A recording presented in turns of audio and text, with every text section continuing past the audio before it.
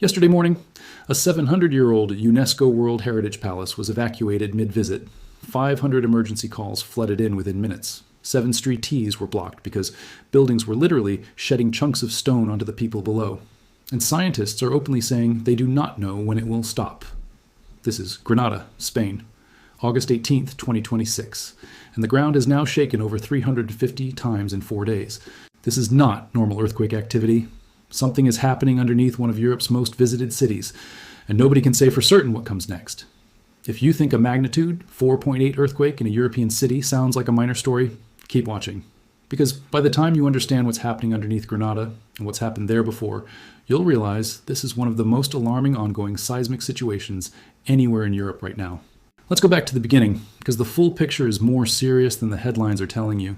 It started on the night of Thursday, August 14th, 2026. Most people in Granada were asleep or winding down for the evening when the ground moved. A magnitude 3.7 earthquake was recorded in northwest of a small town called Lujar at a depth of just 5 kilometers. Most people woke up, felt the shake, and went back to sleep. It was uncomfortable, but not unusual. Granada has always had small earthquakes. People there are somewhat used to it. But what the instruments at Spain's National Geographic Institute, the IGN, were recording told a different story. The machines were picking up smaller tremors, one after another, running under the surface. The Earth was not going back to sleep. It was warming up. Then just after 1 in the morning on August 15th, everything changed. A magnitude 5.0 earthquake, later revised upward to 5.2 by some monitoring agencies, struck near a town called Alhendin, just south of the city of Granada. It happened at a depth of only 2 kilometers underground.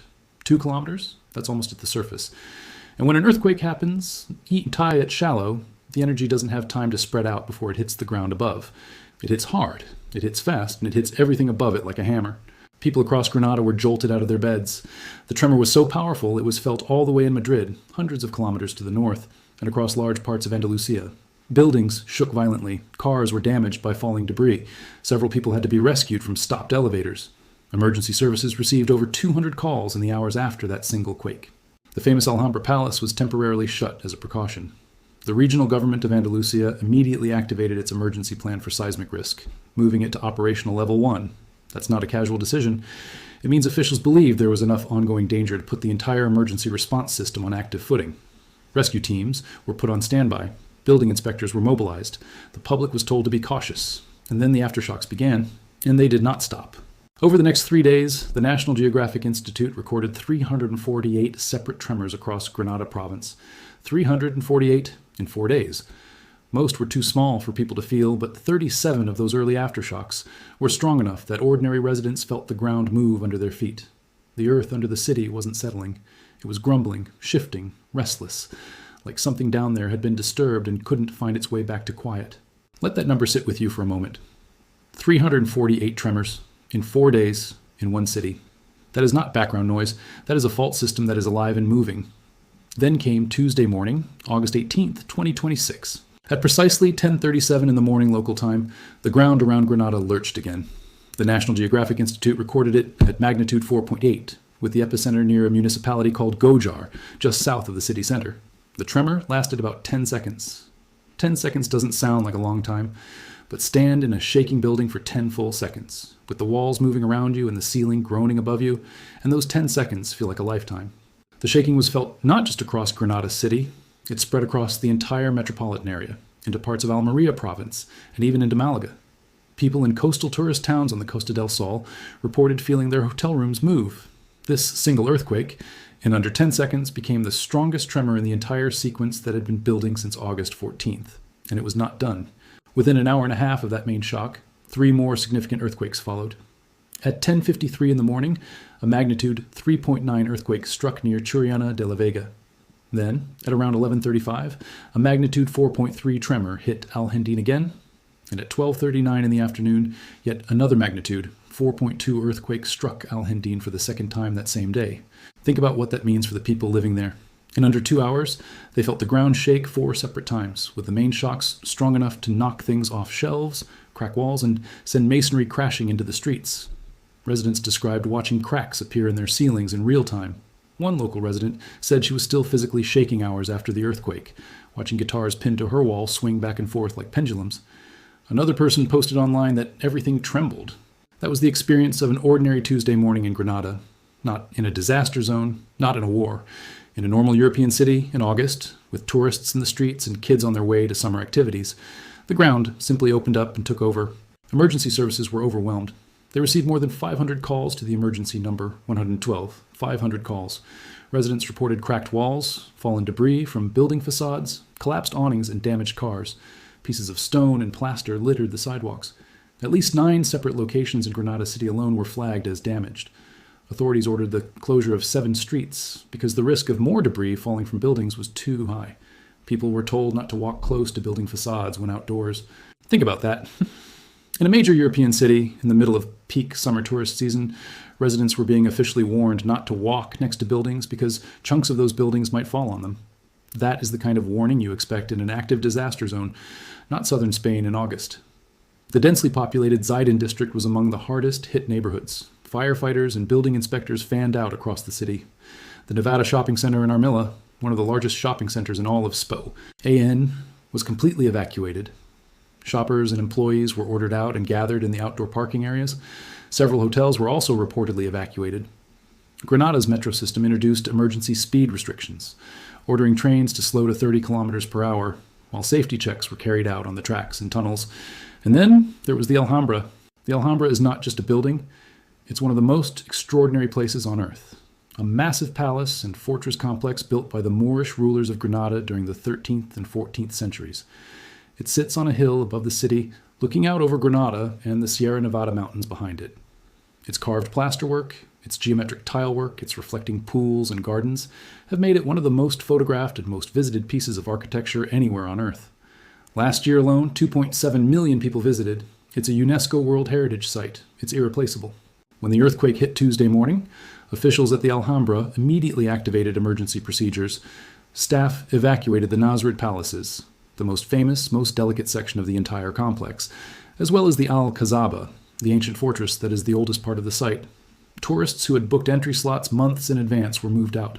Specialists were brought in to assess whether the earthquake had caused structural damage. The rest of the complex, including the Partal Gardens and the General Life, initially remained open. But by the end of the day, the Alhambra closed entirely to the public as a precaution. The regional Vice President Antonio Sanz said officials were not primarily worried about the risk to the heritage itself, but they had to prioritize visitor safety. Inspectors found minor damage to the complex. Cracks were visible in some sections. Social media posts showed images of what appeared to be a far-esh cracking in parts of the structure. A building that has survived 700 years of history, wars, occupations, and the passage of countless civilizations was now being checked millimeter by millimeter because of what the ground underneath it did in 10 seconds.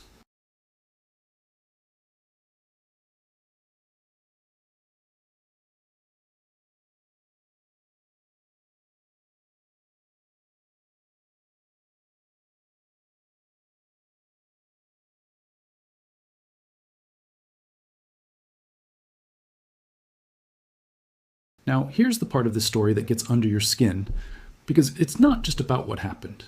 It's about why this keeps happening. Granada is not just unlucky. Granada sits on one of the most geologically active zones in all of Europe, and the reason comes down to something happening far beneath your feet, something so vast that human beings can barely comprehend it. Underneath southern Spain, 2 of the largest tectonic plates on Earth are slowly but constantly colliding.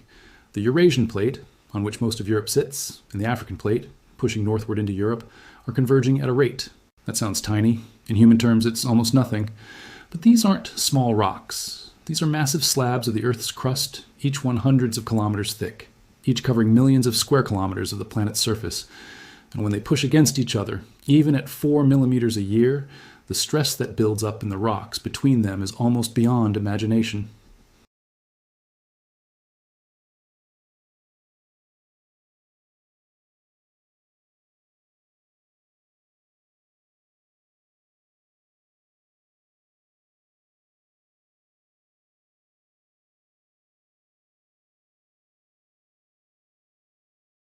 Around Granada specifically, this collision has created an extremely complex network of active faults running through the mountain basin surrounding the city.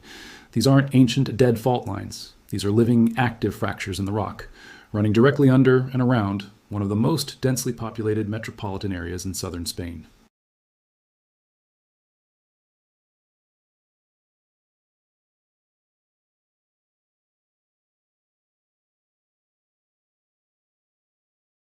What makes Granada's situation particularly dangerous compared to many other earthquake-prone regions is the depth. The earthquakes here are extremely shallow. The August 15th main shock was only about 2 kilometers deep. Tuesday's magnitude 4.8 quake was around 5 kilometers deep.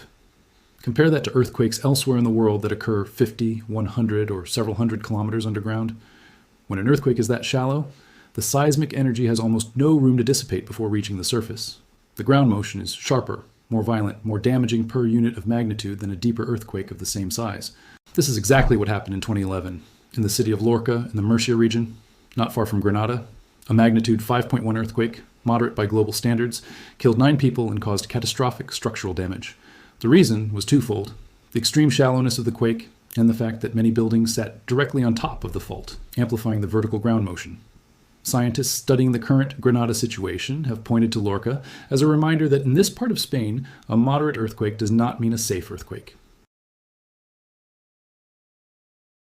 On Christmas night in 1884, a magnitude 6.7 earthquake struck Granada province. The streets were full of people celebrating. Many had come outside from their homes.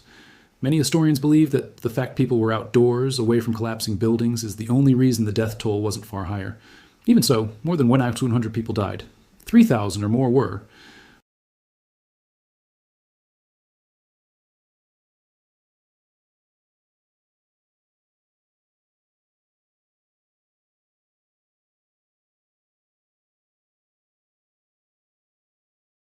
Then, in 1956, another significant earthquake struck the Granada area near the towns of Atarfe and Albalote.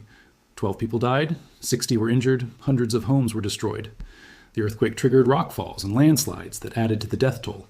And in 2021, just 5 years ago, a seismic swarm very similar to the current one struck the Vega de Granada, the same general area. Hundreds of small to medium earthquakes rattled the region over several weeks.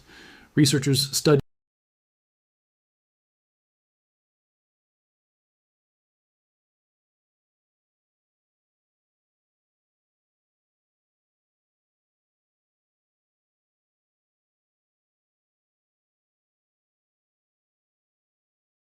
The expert leading seismic risk prevention at the Andalusian Institute of Geophysics, Mercedes Farache, made a statement this week worth hearing clearly. She said scientists still don't know whether the current earthquakes are aftershocks of the main August 15th event, or whether they're being driven by an adjacent fault that is reactivated separately. That distinction matters enormously. If this is a simple aftershock sequence from one fault rupture, the expectation is that the earthquakes will gradually decrease in size and frequency over time.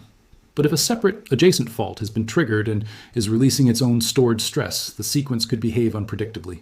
There could be another significant earthquake. Nobody can rule it out.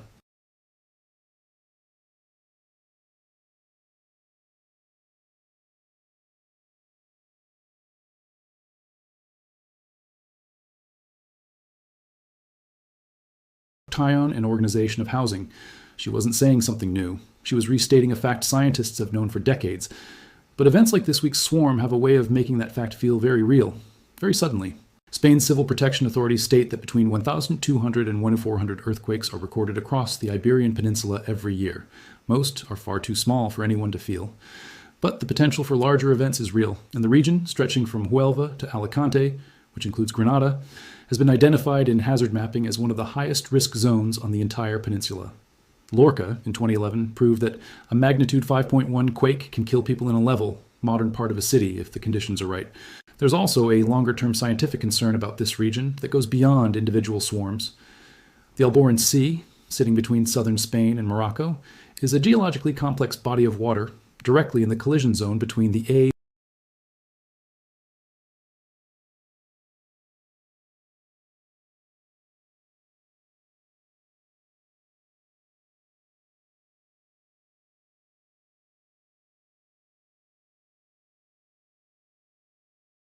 vastated Granada may have connections to this broader tectonic environment.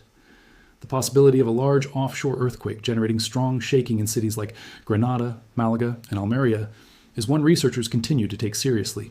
So what does all this mean practically for the people of Granada right now? As of Tuesday evening, the emergency plan remained at operational level 1. Building inspectors worked through the night checking structures for damage. Residents whose buildings showed no obvious structural damage were advised to stay inside, but away from windows and exterior walls. People whose buildings showed cracks or structural damage were advised to leave. 7 streets remained closed due to falling debris risk. Additional police patrols were on duty throughout the city and overnight. Seismologists at the Andalusian Institute of Geophysics monitored incoming data around the clock. Residents were repeatedly told to follow only official sources of information and to resist spreading unverified claims on social media, because in the hours after a seismic event, rumors spread faster than facts and can cause unnecessary panic. The mayor of Granada asked residents to report any cracks or structural damage they found in their homes, no matter how small. Geologist Manuel Reguero, a former president of the Official College of Geologists of Spain, stated publicly that there's nothing abnormal about this episode of tremors from a geological perspective. That statement is meant to prevent panic, and it's true in a strictly scientific sense. This is what happens in a tectonically active zone. The Earth moves, but nothing abnormal from a geological perspective does not mean nothing dangerous from a human perspective. Those are two very different things. The truth is, Granada has been living with this reality for as long as people have kept records. The Moorish architects who built the Alhambra chose a hilltop partly because high ground is generally safer in earthquake territory.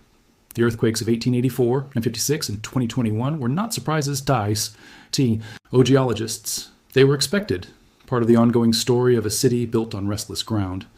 What surprises people every time is the timing, because while science can tell you that an earthquake will happen in a given region eventually, it cannot tell you when. That's the part that sits in the back of every resident's mind. Not if, when. And that uncertainty is what makes this week's events so unsettling for the roughly 230,000 people who live in the city of Granada and the hundreds of thousands more in the surrounding metropolitan area. They went through a major earthquake on August 15th. They spent the following days watching the aftershock count climb past 300. They woke up Tuesday morning thinking perhaps the worst was over. Then the ground shook again, harder than anything in the entire sequence. The most famous building, D for damage. 500 of their neighbors were calling emergency services, and 7 of their streets were blocked because the buildings were shedding pieces of themselves into the road. The city of tapas bars and flamenco stages, of magnificent Moorish architecture and snow-capped mountains on the horizon, is also a city that sits directly above a network of faults, connecting it to one of the largest geological forces on Earth. The African continent has been slowly pushing into Europe for millions of years. It will continue for millions more. And Granada, sitting right in the middle of that collision zone, will continue to feel the consequences. For now, scientists say the sequence should gradually lose intensity. They expect the earthquakes to slowly become smaller and less frequent. They use the word gradually, and they're careful not to attach a timeline to it because no honest scientist will tell you exactly when the ground will stop shaking under Granada. What they do say, and what the evidence of centuries fully supports, is that this city will shake again. Not necessarily this week, not this month, maybe not for years, but it will shake again. What happened this week is a reminder. The Alhambra, that breathtaking jewel of human civilization, stands on a geological fault zone. The people eating breakfast at sidewalk cafes on Tuesday morning were sitting over a plate boundary. The tourists photographing the Nasrid palaces, the students walking to class in the Zaidin district, the shoppers in the Nevada shopping center, all of them were going about their ordinary lives, above something massive, ancient, and indifferent to human schedules. Nature does not make appointments. It does not send warnings. On August 18th, 2026, at 10:37 in the morning, the earth under Granada moved, and in 10 seconds, it changed the day completely for hundreds of thousands of people. Buildings were cracked, streets were closed, cars were damaged. 700 years of architectural heritage had to be checked for structural integrity. 500 emergency calls were made, and the tremor count in this single sequence crossed well over 350 before the day was over. That's what happened. That's what's still happening. And according to every scientist studying this region, it's what will happen again, because Granada is one of the most beautiful cities in Europe, and it is also one of the most seismically active. Those two facts have always been true at the same time. The earth underneath it has not finished moving, and nobody knows when it will. A major earthquake. Human beings are extraordinarily good at getting used to danger they cannot see. We adapt. We continue. We build our lives above restless ground, and we learn to live without thinking about it too much. Because the alternative, living in constant awareness of geological forces you cannot control, is not a way most people can function. But events like this week's swarm have a way of breaking through that comfortable forgetting. When you're standing in a street and pieces of building are falling around you, the geological reality underneath you becomes very immediate. When the most famous building in your city has to close because scientists aren't sure whether the earthquake damaged its 700-year-old walls, the abstract idea of tectonic plate collision suddenly becomes something you can touch and feel and fear. Scientists studying the 2021 seismic swarm in the Vega de Granada found something important. They concluded the earthquakes in that sequence were kept from reaching higher magnitudes because the fault ruptures were confined by the surrounding fault network. The geology of the basin itself acted as a kind of natural limiter on the eyes of individual events. That's good news, relatively speaking. But it isn't a guarantee. Fault systems are complex, and their behavior over time isn't perfectly predictable.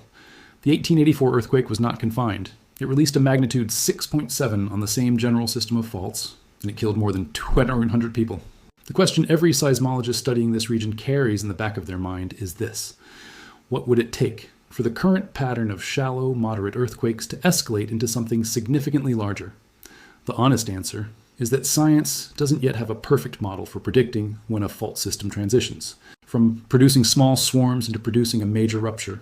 The instruments at the IGN can tell you in real time where the earthquakes are happening, how deep they are, and how large they are. They cannot tell you what the fault is planning to do next. No instrument on Earth can do that. What the current data shows is that the focal points of this week's earthquakes are clustered in a zone south and southwest of Granada City, roughly the area of Alendín, Gojar, Churiana de la Mem, Iga, and Las Gabayas. These are very shallow events, most between 2 and 10 kilometers deep, occurring along faults that cut through the sedimentary basin surrounding the city. That's the same type of geology known to amplify ground motion during earthquakes. The sediment matters enormously, and it's exactly why officials are not treating this as over. For the people of Granada, the coming days will look like watching and waiting, watching the aftershock counter, waiting to see whether the numbers fall or climb again.